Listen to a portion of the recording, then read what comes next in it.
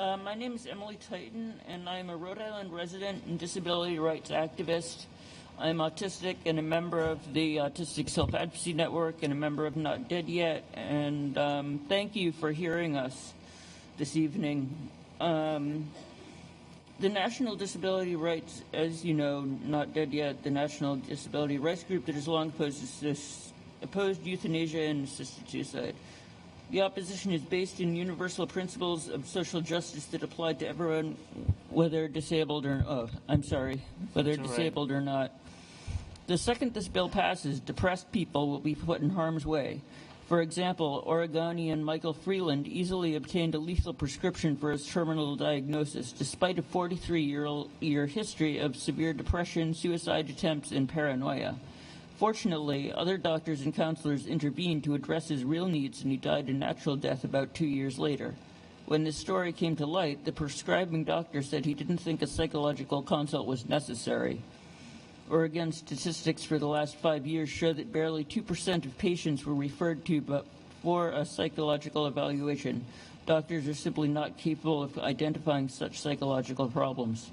This bill also endangers older Rhode Island residents. Every year in Rhode Island, it is estimated that over 200,000 people over age 60, more than 20,000 reported and unreported cases of abuse. Only in the fantasy world of the proponents are all families, including the thousands of abusive and dysfunctional ones, happily gathered around the peaceful and willing suicide. The kind of suffering this bill talks about is social and psychological. Doctors report people choosing suicide because of loss of dignity, loss of autonomy, feeling like a burden, and loss of control of bodily functions. These reasons suggest a meaning of dignity that is fragile and easily lost through disability and dependence on others. The people acting on these views, proponents admit, tend to be wealthier, better educated, and people with a strong preference for control. This is presented as a good thing. Assisted suicide proponents are also overwhelmingly white. 97% of Oregon suicides have been white, in a state 22% non-white. The Pew Research Center found in 2013 that nationally, Black and Latino voters oppose assisted suicide by a 2-to-1 margin.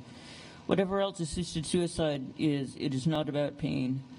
Pain is a medical problem that palliative care can solve. As renowned palliative care expert Dr. Ira Blaylock testified, if I thought that lethal prescriptions were necessary to alleviate suffering, I would support them. We need to wrap it up, I'm afraid. Okay. I'll try and get through this quickly. In 34 years of practice, I have never abandoned a patient to die in uncontrolled pain and have never needed to hasten a patient's death. Alleviating suffering is different from eliminating the sufferer. Allowing a person to die gently is importantly different from actively ending the person's life. Reject this bill. Thank you very much. Emily. Very well done, as usual. If you